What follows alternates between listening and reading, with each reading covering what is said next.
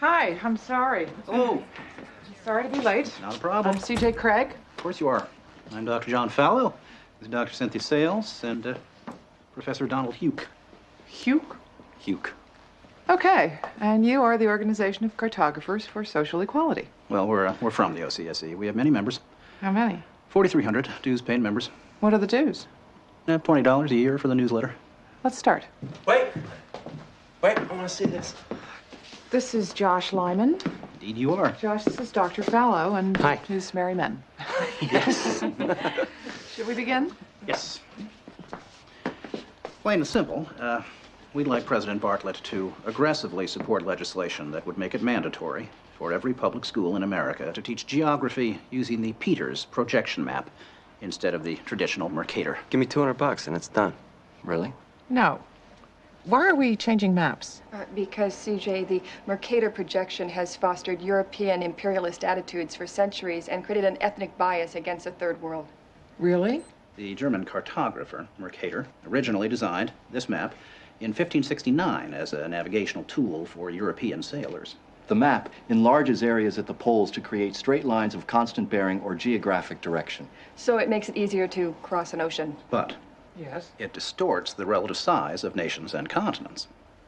Are you saying the map is wrong? Oh dear, yes. Look at Greenland.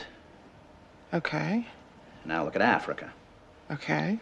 The two land masses appear to be roughly the same size. Yes. Would it blow your mind if I told you that Africa is in reality 14 times larger? Yes? Here we have Europe drawn considerably larger than South America. When it's 6.9 million square miles, South America is almost double the size of Europe's 3.8 million. Alaska appears 3 times as large as Mexico, when Mexico is larger by 0.1 million square miles. Germany appears in the middle of the map when it's in the northernmost quarter of the Earth. Wait. Relative size is one thing, but you're telling me that Germany isn't where we think it is? Nothing's where you think it is. Where is it? I'm glad you asked. The Peters projection. It has fidelity of axis. Fidelity of position. East-west lines are parallel and intersect north-south axes at right angles. What the hell is that? It's where you've been living this whole time.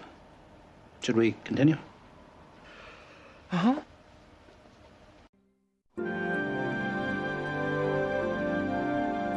So, you're probably wondering what all of this has to do with social equality.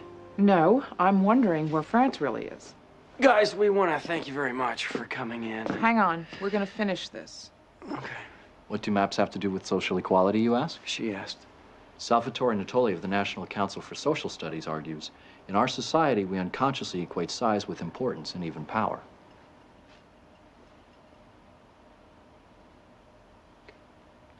I'm going to check in on Toby. Go.